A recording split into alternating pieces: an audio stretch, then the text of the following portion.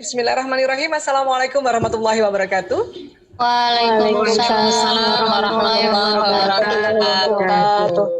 Alhamdulillahirabbil alamin. Wassalatu wassalamu ala asyrafil anbiya'i wal mursalin wa ala alihi wa sahbihi ajmain, amma ba'du. Emotional intelligence ini adalah kemampuan seseorang dalam menggunakan dan memahami emosi, baik emosi orang lain maupun emosi diri sendiri. Tujuannya apa? Meningkatkan kesehatan fisik dan mental, serta mengharmoniskan hubungan komunikasi. Apalagi sekarang ya, sekarang kita lebih sering bersama anak-anak, lebih sering bersama keluarga ya. Saya kok nggak setuju kalau ada orang bilang begini ya, kok makin sama anak-anak dan masukin sama pasangan hidup kok jadi kita makin berantem ya. Saya nggak setuju loh itu ya, itu hati-hati ya, pantang dengarkan itu. Kapan kita mendengarkan ya omongan-omongan orang seperti itu, maka itu yang terjadi. Ya, saya malah menganggap alhamdulillah ini betul-betul momentum kita kembali bersama keluarga yang tadinya mungkin sibuk di luar, atau sebetulnya juga ya namanya juga kita banyak sekali ya dulu sebelum pandemi ingin ke sini, ingin ke sana, ingin kemari dan sebagainya, sehingga kita ya waktu untuk keluarga sedikit, tapi sekarang rupanya alhamdulillah ya waktu keluarga banyak. Dan sekali lagi kalau ada orang bilang ya kok tambah makin dekat sama anak makin kelihatan ya jelek-jeleknya, itu keliru besar ya. Saya nggak suka itu ada masuk di otak kita tuh begitu, terutama saya ya, saya nggak mau dengarkan itu. Dan akhirnya kita mencoba cari apa sih sebetulnya. Oh, kalaupun kesel sedikit itu wajar, kalaupun kesel ya satu ketika itu wajar ya, bukan karena pandemi ini dan sama-sama kita dengan anak jadinya kesel, bukan itu, tapi hanya kewajaran saja. Satu ketika berapa menit kita kesel, berapa menit kita marah, itu wajar banget ya. Memang di pandemi orang tua tegang ya, tapi anak juga tegang ya. Tentu juga guru tegang. Ya, jadi semuanya tegang. Ya, jadi memang yang dibutuhkan adalah pengendalian emosi sebetulnya. Ya. Nah, sekarang kalau tadi kita sudah tahu definisi emosi, dan kemudian juga kita sekarang mengutamakan juga bukan hanya intellectual quotient ya, atau kecerdasan intelektual, tapi ya kecerdasan emosi ini perlu kita pelajari dan diulang-ulang ya. Kadang-kadang ada orang bilang, kok saya bisa kok kendalikan emosi ya. Iya, tapi pengendalian emosi ini perjuangan seumur hidup. Jadi harus kita belajar lagi, belajar lagi, belajar lagi. Kadang-kadang sudah banyak belajar juga ya, baru paham. Ya, paham, belajar lagi, baru sadar kalau emosi ini adalah perjuangan seumur hidup. Pengendalian emosi ini perjuangan seumur hidup. Jadi bukan hanya pas pandemi saja, jadi kapan saja ya. Baik, nah sekarang kita lihat dulu ya pembagian tugas sekolah dan rumah ini ya, atau kerjasama antara sekolah dan rumah ya. Satu, sekolah dan rumah ya. Sekolah memang disinilah fungsi pengajaran. Jadi Bapak Ibu guru mengajarkan, memberikan informasi ya. Rumah pendidikan. Rumah itu dididik, mendidik. Artinya waktu mendidik nggak cuma ngasih tahu, tetapi dikasih lihat. Ya, jadi anak bukan hanya dikasih tahu, tapi anak melihat juga perangai, perilaku, habit, kebiasaan kita nih orang tua di rumah. Ya, jadi itu bedanya tuh pengajaran dan pendidikan. Kalau pengajaran kan cuma ngajarin aja. Apalagi sekarang Bapak Ibu guru mengajarkan, Bapak Ibu guru nggak lihat anak-anak dengar apa enggak, dengarnya karena kamera dimatikan ya. Tapi Bapak Ibu guru sudah memberikan informasi, sudah memberikan pengajaran. Tapi betul-betul di rumah ini kita nih sebagai orang tua yang melakukan pendidikan ya. Kemudian sekolah tuh penunjang, rumah yang utama. Ini waktu kita sebelum pandemi, kita hampir terlena, kita menganggap sekolah yang utama, rumah yang penunjang. Ya. Ini makanya hikmah dari pandemi ini kita diingatkan kembali bahwa rumah itu utama, sekolah penunjang. Ya. Walaupun sekolah dari pagi atau sampai sore atau full day, atau ada yang boarding ya.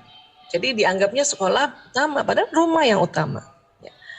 Kemudian sekolah memang asisten ahli, rumah penanggung jawab. Di rumah ini penanggung jawab, orang tua ini penanggung jawab. Ya, Bapak Ibu guru memang asisten ahlinya. Ya. Kemudian sekolah ini ya tentang pengetahuan dan kecakapan, rumah ini karakter ya. Rumah inilah orang tua yang harus mulai mengajarkan anak-anak kita nih wataknya apa, kemudian watak ini diukir, itulah namanya karakter. Karakter nih bahasa Latinnya ya dari kata karaso yang artinya to mark atau mengukir. Apa yang diukir? Watak. Itulah makanya orang tua sekarang perlu belajar juga sedikit-sedikit tentang jenis watak diri sendiri, watak pasangannya, dan watak anak-anaknya. Watak anak pertama, kedua, ketiga beda-beda itu. Ya, kalau kita mau mengukir sesuatu bahan dasar, harus tahu kayu kah, besi kah, plastik kah, batu kah. Ya, nah ini yang harus kita pelajari. Makanya senang sekali saya ya banyak sekali sekarang ya sekolah-sekolah atau seminar-seminar parenting itu dalam rangka kita untuk mengukir watak ananda kita. Ya. Kemudian sekolah ini transformasi knowledge ya. Nah, rumah penularan. Hati-hati ayah bunda, di rumah ini nular.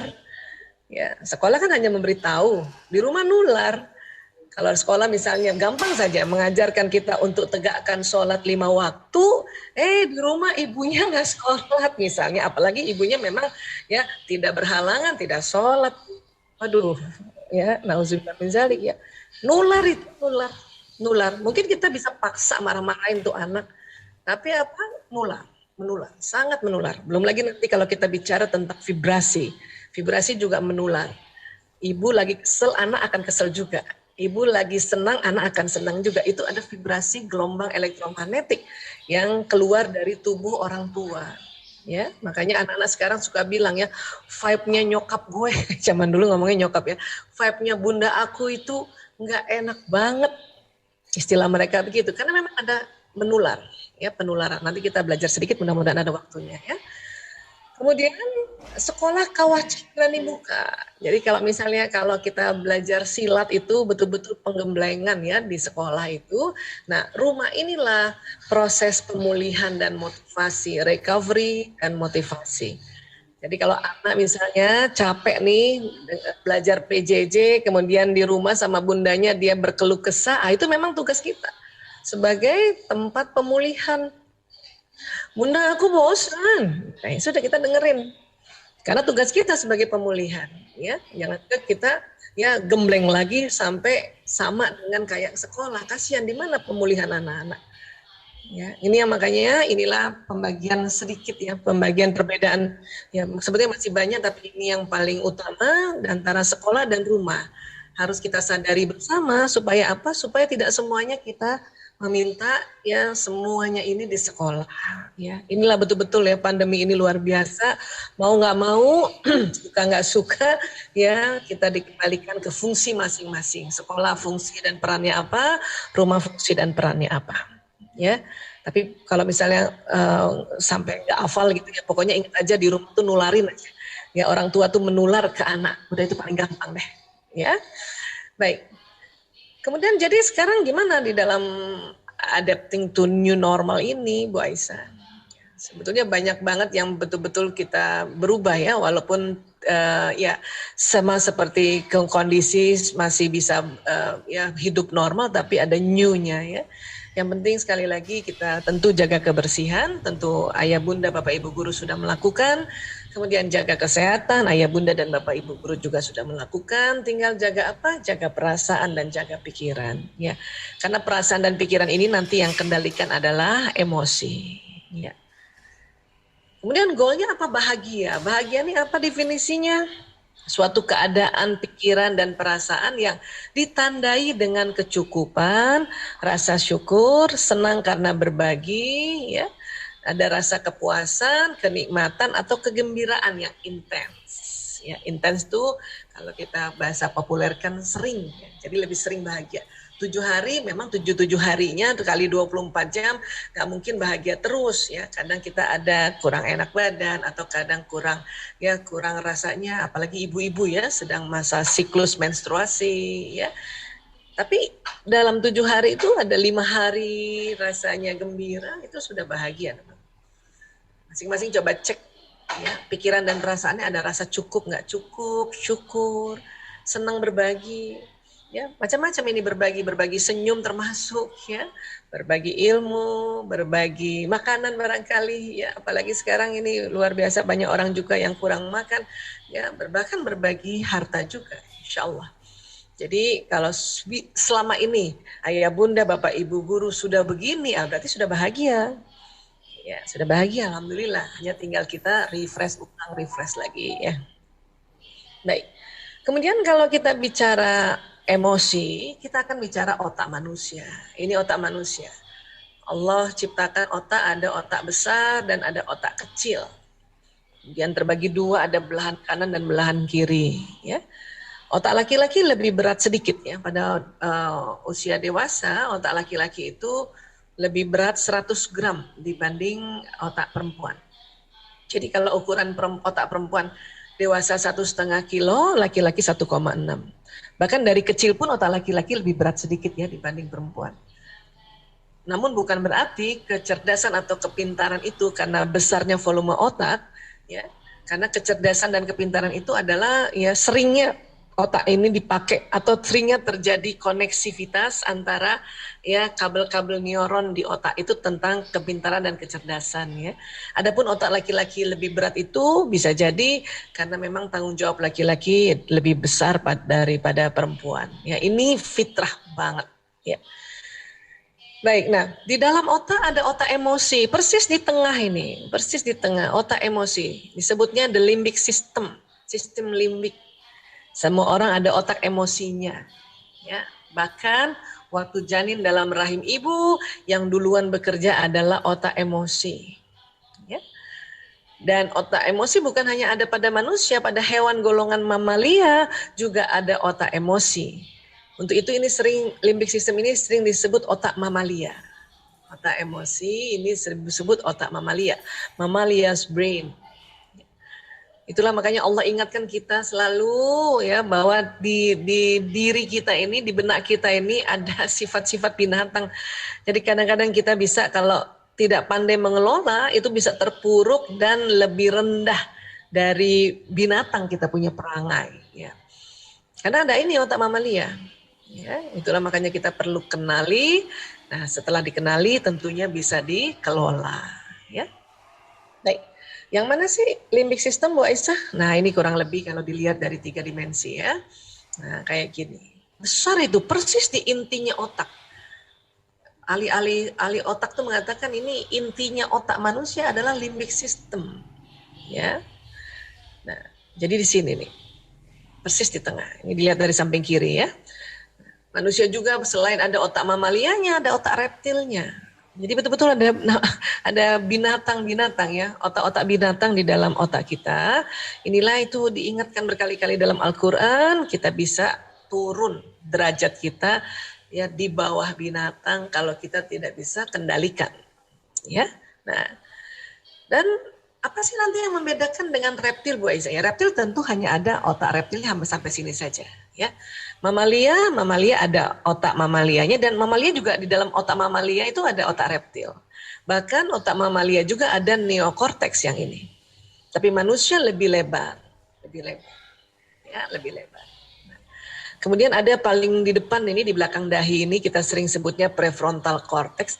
Nah, disinilah kalau kita belajar atau diberikan nasihat atau ya mendapat pelajaran dari orang tua kan, dari bapak ibu guru, nanti insya Allah masuknya di sini nih, ya, ini tempatnya di sini nanti, di prefrontal di sini. Kalau pengalaman di daerah frontal di sini dekat limbic systemnya, di sini ilmu-ilmu tuh di sini. Masuknya dari mana Bu Aisyah? Tentu dari mata, dari pendengaran, dari ucapan, dari sentuhan. Nanti dia masuk ke batang otak, lewat mamalia, nah baru masuk ke prefrontal cortex di sini. Ya. Nanti pun begitu, kalau nanti misalnya mau terakses, ya tentu ilmu yang ada di sini keluar untuk masuk ke perilaku itu nanti harus masuk ke tulang belakang ini, sumsum tulang. Tetapi dia tidak loncat ke sini, tetapi tetap juga melewati otak mamalia, otak reptil, baru masuk ke sumsum tulang, baru masuk ke sistem saraf seluruh tubuh, barulah terbentuk perilaku. Ya. Untuk itulah makanya ada fenomena yang menarik. Apa itu? Pada saat batang otak tegang, otak mamalia tegang, ilmu-ilmu yang ada di prefrontal ini terblokir sementara. Jadi itu tadi, terkadang kita juga sudah banyak belajar, sudah banyak diajarin, ya, sudah macam-macam lah, ikut seminar, taklim, tapi kalau lagi tegang batang otak dan otak mamalia tegang, ini untuk sementara ya terblokir tuh, lupa itu. Lupa. Jadi kita ya tetap marah aja karena ini dia yang duluan posisi otak ini, yang duluan ke tulang belakang ini untuk memberikan informasi pada sistem saraf di seluruh tubuh itu adalah otak reptil duluan. Jadi otak ilmunya belakangan di sini. Kenapa Bu Aisyah Allah desain otak reptil duluan? Kenapa nggak otak ilmu di sini? Allah maha mengetahui, Allah maha mengatur, yang baru terungkap dia punya misteri ya, dari nanti jutaan misteri yang belum lagi terungkap saat ini adalah bahwa otak reptil ditaruh duluan oleh Allah di atasnya sumsum tulang ini dikarenakan otak reptil ini membuat manusia apabila ada serangan baik dari orang kah, dari binatang yang mengancam dirinya, atau dari kondisi ya, keadaan yang mengancam dirinya, maka batang otak ini harus tegang dulu kerjanya. Supaya apa? Supaya respon tubuh cuma dua saja, fight or flight, serang atau kabur. Ya, misalnya tiba-tiba banjir bandang, itu nggak inget apa-apa dulu, itu pokoknya tinggal ya loncat atau kabur gitu. Ya. Nah, ini kadang-kadang kita kalau ada sesuatu yang bahaya tuh, atau misalnya kita keluar rumah nih, ya di luar rumah itu tiba-tiba ada copet atau ada apa ya, pokoknya bahaya lah ya, dikejar anjing dan sebagainya. Nah, otak reptil ini yang bekerja dulu, serang atau kabur gitu. Ada dulu ibu-ibu tuh pernah cerita sama saya, dia bilang, aduh Bu Aisyah kemarin saya dicopet, tapi yang saya heran, saya berani banget pukul itu copetnya, padahal copetnya gede banget Bu Aisyah. Ya karena itu batang otak yang bekerja, Allah langsung tutup dulu semuanya, ini fokus ke sini. Jadi fight or flight, serang atau kabur. Nah, gitu. Atau ada lagi yang cerita, saya dikejar anjing, aduh saya lari sekencang-kencangnya, dan itu ada pembatas jalan, saya loncatin tuh, padahal kalau biasanya saya nggak bisa. Itu karena batang otak yang bekerja. Fokus semua kekuatan ada di batang otak. Ya. Nah sekarang pada saat pandemi, kita tidak di luar rumah, tetap dalam rumah, batang otak tegang. Batang otak tegang. Ya, kenapa? Karena kita nggak lihat ini virus, bakteri, dan sebagainya ya, jasad-jasad renik ini ya. Ini nggak kita lihat, apalagi COVID, ya, video virus nggak kelihatan. Kita nggak keluar rumah aja bisa kena. Ya. Bisa kena, kenapa? Karena salah satu anggota keluarga ada tugasnya di luar, kemudian dia juga nggak tahu, padahal sudah mencoba untuk menjaga protokol kesehatan, terpaparlah karena mungkin imunitasnya sedang turun ya. Kemudian bawa ke rumah, nyebarlah di rumah. Nah ini yang terjadi kan, makanya batang otak kita dalam rumah pun di pandemi tegang. Inilah yang membuat tahu sih orang tua ini sebagai penanggung jawab pendidikan, seperti tadi yang kita bahas ya. Orang tua ini sebagai role model, itu kan ilmunya di sini. Tapi kalau batang otak tegang, lupa semua itu. Ya, makanya kita fight or flight pada anak-anak. Kita serang anak-anak atau kita kunci kamar, bodoh amat, terserah dia mau belajar apa enggak. Itu namanya batang otak tegang itu. Dan ternyata bukan hanya orang tua yang begitu, anak-anak juga begitu. Ya, anak-anak juga begitu, tegang ya Allah. Akhirnya dia fight or flight terhadap orang tuanya. Inilah makanya mengapa kita perlu kenali, oh ini toh kerjanya. Ya. Dan tidak pula kita minta ini diblokir batang otak, kenapa bahaya. Sekarang nih pandemi ini kondisi yang memang batang otak harus bekerja untuk jaga-jaga. Hanya kalau terus-terusan 24 jam tegang, maka ya kita akan penat sekali dan ilmu yang di sini terblokir. Termasuk juga mungkin anak-anak udah belajar ya berhari-hari, berbulan-bulan, tapi pas ulangan tegang. Sudah ini tegang, ini nggak keluar-keluar, cuma ingin aduh apa ya gitu. Nah, ini yang terjadi sesungguhnya. Ya. Untuk itu mengapa kita perlu kenali dia cara kerja batang otak dan otak mamalia ini secara populer kita belajar ya. Karena kalau secara detail ini luar biasa, otak kalau dipelajari detail nggak habis-habis, nggak cukup waktu 40 menit hari ini ya. Tapi kita tahu bahwa oh kayak gini tuh maksudnya. Ya. Kalau tadi anak-anak hanya 4, sedih, takut, marah, courageous, semangat ya. Jadi ini ya marah dan langsung di sini semangat. Kita lebih variasi nih, pecahannya banyak. Ada beberapa tempat kalau kita googling ya dia ada lebih pecah lagi dia punya ya level-levelnya. Seperti marah ini nanti ada kesal, jengkel, dendam dan sebagainya. Tapi saya ambil yang ini saja karena ini memudahkan. Ya. Kok kayak tangga Bu Aisyah? Iya, ternyata kalau dihitung, ya diukur level emosi atau otak limbik sistem ini pada saat emosi jenis-jenisnya ini, dia ada frekuensinya. Apati ini rendah 50 Hz, ya, di atasnya sedih 75, di atasnya lagi takut 100. Ya, ini kategorinya nafsu lawamah. Memang kalau kita googling, kita melihat nafsu lawamah itu ya katanya yang paling bawah nafsu amarah. Tapi setelah ya riset terakhir mengatakan amarah itu frekuensinya 150 Hz, maka amarah itu di tengah justru. Lawamah ini didefinisikan nafsu yang berlara diri. Ya, aku nggak bisa apa-apa, aku cuman gini doang. Itu sebetulnya ini nuansanya sedih dan apati ya, putus asa ya apati ini. Ya.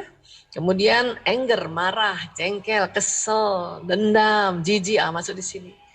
Ya, di atasnya lagi ada pride, ya, membangga-banggakan. Bangga boleh, tapi kalau membangga-banggakan, ya, itu masih di nafsu amarah itu, 175 Hz. Ya. Nah, mulai di atasnya courageous atau semangat ini 200 Hz. Ya, ini sudah masuk zonanya nafsu mutmainnah.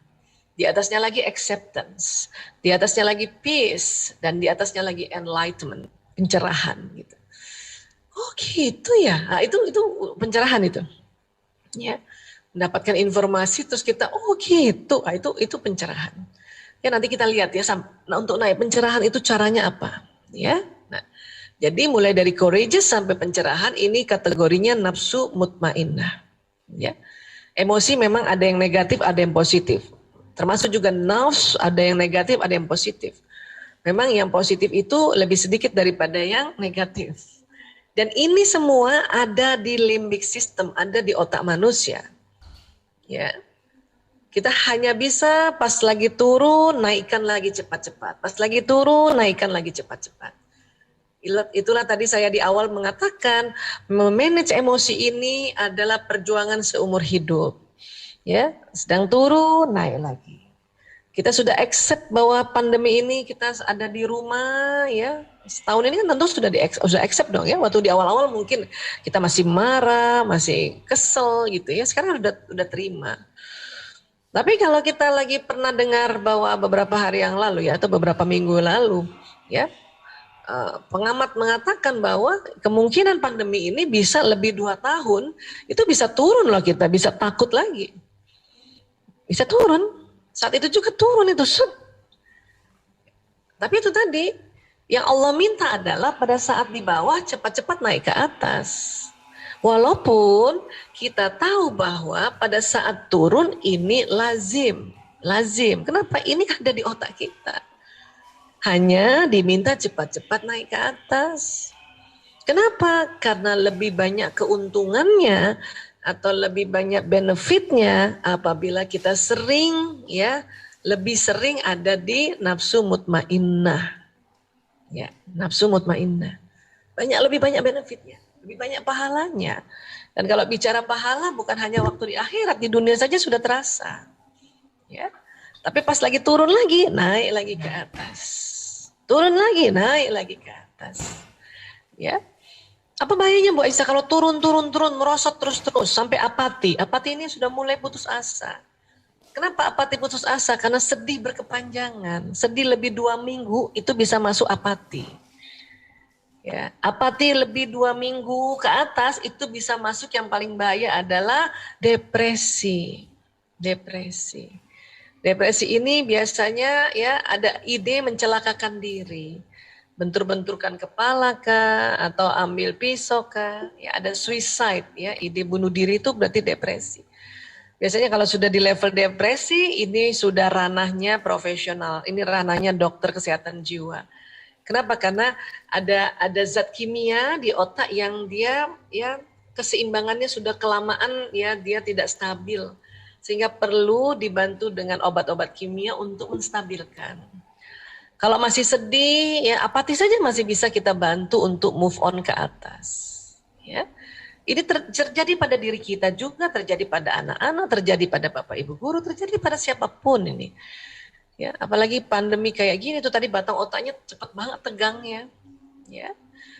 Dan Mbak Isa, kalau di atas enlightenment ada, tapi ini juga sudah di luar kewajaran. Ini namanya manik. Manik. Pasien kami pecandu narkoba itu ya, misalnya lagi marah atau lagi sedih, terus dia pakai narkoba, itu langsung melayang ke sini, ke manik. Makanya manik ini kalau ditanya kayak apa manik, Bu Aisyah? Mabok. Ya. Ini jadi dia makanya istilahnya fly, loncat, terbang ke sini. Ya. Ini bahaya juga, dia terlalu di atasnya dari enlightenment. Ya. Itulah makanya kita dalam Islam, setiap pun kita ada rasa bahagia, rasa senang, pokoknya rasa gembira, tetap harus sebut Allah. Masya Allah, tabarakallah, alhamdulillah, subhanallah, kan gitu ya. Kenapa? Supaya tidak masuk ke manik. Ya. Karena ada kondisi-kondisi sekarang ini yang disebut masuk ke manik depresif. Yang kita sering istilah ya sekarang namanya bipolar. Itu namanya gangguan mood itu. Ya. Ini perlu juga ditangani oleh profesional. Supaya apa? Supaya dibantu. Kasihan kalau enggak, nanganin sendiri susah kalau di manik.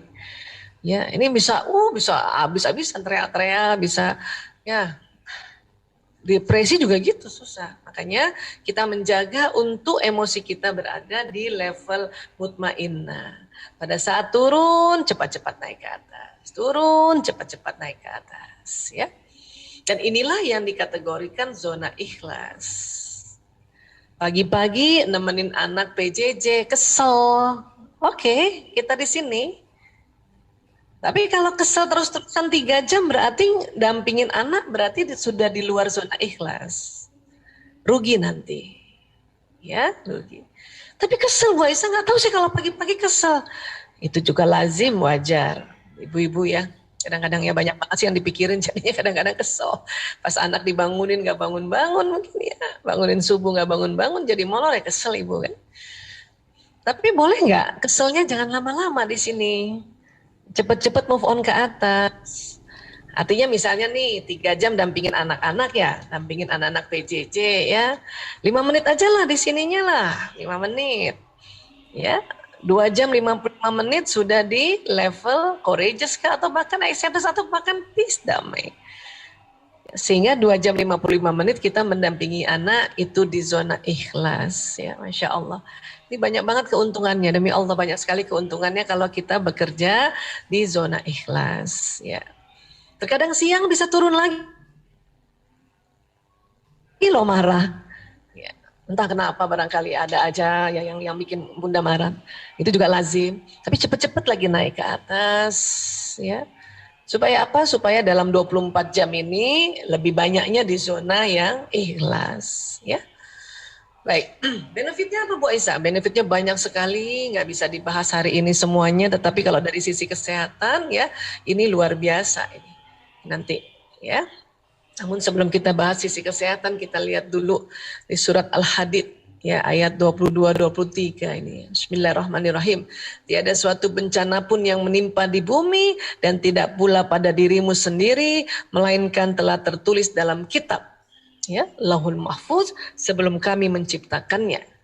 Sesungguhnya yang demikian itu adalah mudah bagi Allah.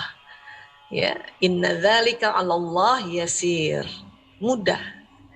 Kan ini kalau kita anggap ini bencana ya, menimpa di bumi ini, ya sudah tertulis rupanya. Tapi tulisannya apa di kitab Lauhul Mahfuz kan kita nggak tahu. Bisa jadi sebetulnya ya tertulisnya adalah kalau manusia makannya halal dan toib, maka dunia damai gitu ya, sejahtera. Mungkin begitu. Tapi kalau manusia makannya yang tidak halal dan tidak toib, maka terjadi bencana. Mungkin begitu kan? Ya. Allah hanya mau menyampaikan bahwa itu mudah bagi Allah. Ya, mudah itu.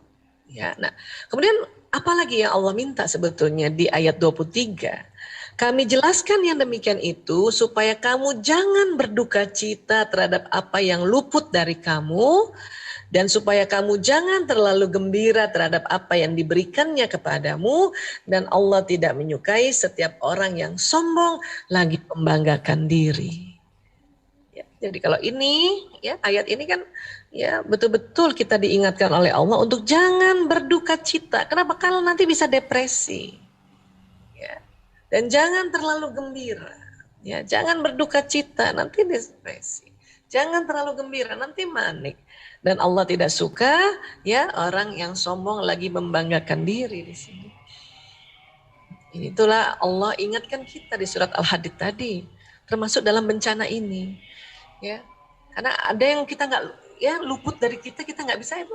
Kita udah ya kembalikan pada Allah semuanya supaya tidak sampai depresi. Tapi juga jangan terlalu gembira, bahaya nanti mabok manik.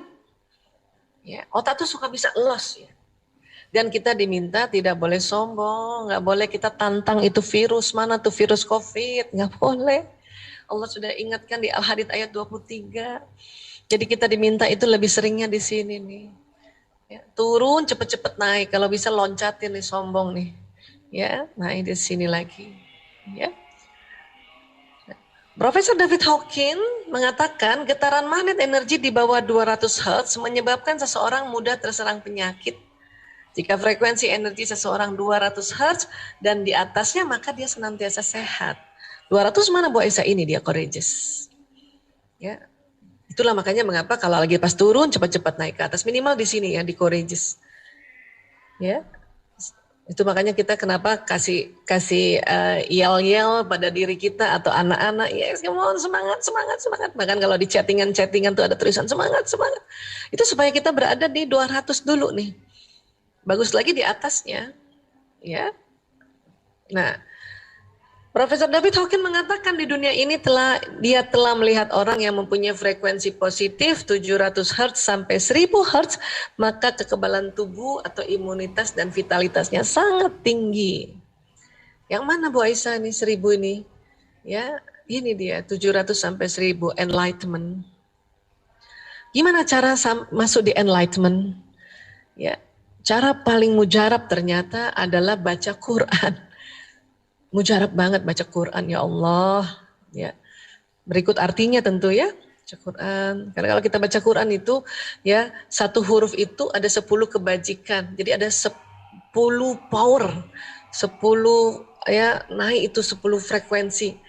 Ya, satu huruf ya, bayangkan alif, lam, mim itu bukan satu huruf, alif 1, ya, lam 1, mim 1, jadi 30, baru baca alif, lam, mim itu sudah 30 Hz naik kita. Ya. Nah ini yang keren banget, Masya Allah, ya Allah. Ya. Saya juga terasa tuh kalau lagi mens nggak bisa baca Quran sendiri, ya itu langsung rasanya, aduh naik ke atas susah banget ya. Makanya digantikan dengan apa? Mendengarkan tausiah, mendengarkan kajian-kajian. Dengerin, sekarang gampang banget ya. Tinggal cari di YouTube mana ya guru-guru kita yang kita saat ini mau pilih hari ini. Ya, itu karena mendengarkan tausiah juga untuk bisa menaikkan ke pencerahan, enlightenment. Ya. Baik, kalau cara-cara lain gimana Bu Aisyah? Ya. Nah, ini kita harapkan tidak depresi dan tidak manik ya. Ya ini surat Al-Baqarah 153. Bismillahirrahmanirrahim. Ya ayyuhallazina amanu sta'inu bis-sabri was-shalah innallaha ma'as-sabirin. Hai orang-orang yang beriman, jadikanlah sabar dan sholat sebagai penolongmu. Sesungguhnya Allah bersama orang-orang yang sabar. Masya Allah. Mbak Isa kalau cuma sabar sama sholat, nah kita selalu begini. Alhamdulillah. Seandainya kita nggak sabar dan sholat, kayak apa kita nih, terpuruknya, bahaya banget, ya Allah. Ya, ini karena ternyata ya pada saat kita sabar dan sholat nih ya, sholat itu bisa menaikkan level emosi. Ya, dari sisi emosi aja ya, belum lagi dari benefit yang lain, itu baru dari levelnya tuh di otak emosi. Ya. Makanya kadang-kadang orang yang sedang menstruasi itu susah banget naiknya itu ya, udah ngaji sendiri, nggak bisa, sholat juga ya nggak bisa, jadi akhirnya istirahat saja sambil dengarkan tausiah, dengarkan ya kiroat-kiroat ya. Nah itu. Saya cerita begini supaya ibu-ibu ya karena masih produktif barangkali ya ini kadang-kadang kenapa orang menstruasi itu berat banget naikin feelingnya dibanding pada saat kita tidak mens ya. Nah, sabar itu apa Bu Isa? Sabar ini bahasa Arab dari sobaru yasbiru yang artinya menahan, menahan. Bukan menekan ya.